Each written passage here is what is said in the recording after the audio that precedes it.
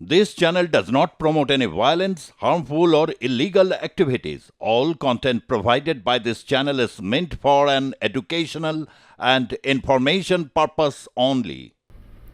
বাঁশদ্রোণীতে ছাত্র মৃত্যুর ঘটনায় রাতভর ধর্নায় ছিলেন বিজেপি নেত্রী রূপা গঙ্গোপাধ্যায়। আজ সকালে তাকে টেনে হিচড়ে লালবাজারে নিয়ে যাওয়া হয়। আমরা নজর রাখবো আলিপুর আদালতের দিকে, যেখানে আর কিছুক্ষণের মধ্যে রূপা গঙ্গোপাধ্যায়কে নিয়ে আসা হবে এমনটাই খবর রয়েছে।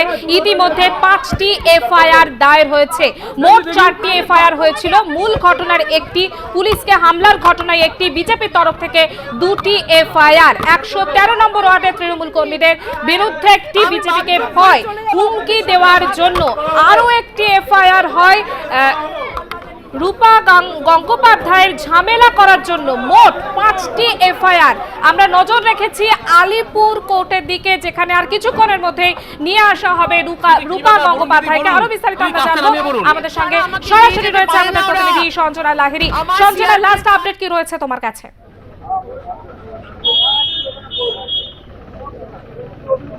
দেখো, একাধিক এফআইআর দায়ের হয়েছে এই ঘটনায়। কারণ গতকাল বাঁশদ্রোণীতে পথ দুর্ঘটনায় ছাত্র মৃত্যুর পরই দেখা যায় যে বাঁশদ্রোণীর ওই এলাকার সেই এলাকায় কিন্তু রীতিমতো অগ্নিগর্ভ পরিস্থিতির সৃষ্টি হয়। একদিকে যেরকম পুলিশকে আটকানো হয়, পুলিশের ওপর চড়াও করা হয়, সেই ঘটনায় যেরকম দেখা যায় যে একটি এফআইআর দায়ের হয়েছে। মূল ঘটনায় একটি এফআইআর দায়ের হয়। এর পাশাপাশি তৃণমূলের দুষ্কৃতীরা সেখানে চড়াও হয়ে মারধর করে বলে এমনটা অভিযোগ করেছে বিজেপি, সেখান থেকে একটি এফআইআর দায়ের হয়।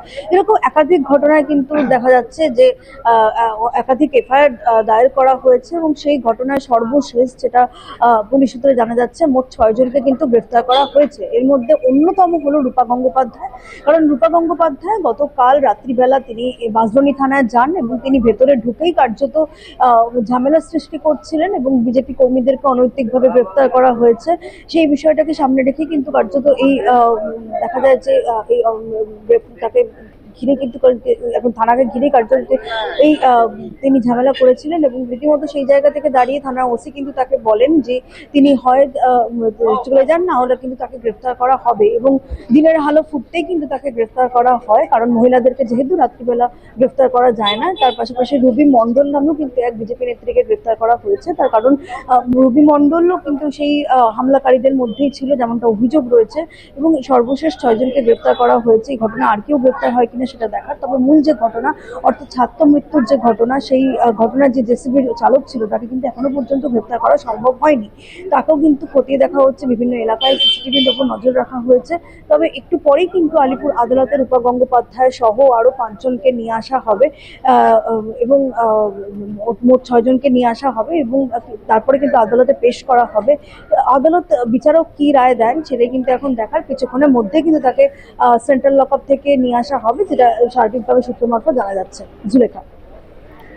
সঞ্জনা, আমি পারমিতা রয়েছি তোমার সঙ্গে। আর এফআইআর গুলো আরো একবার জানতে চাইবো যে কটি মোট এফআইআর দায়ের করা হয়েছে এবং কোন কোন পরিপ্রেক্ষিতে এই এফআইআর গুলো দায়ের করা হয়েছে?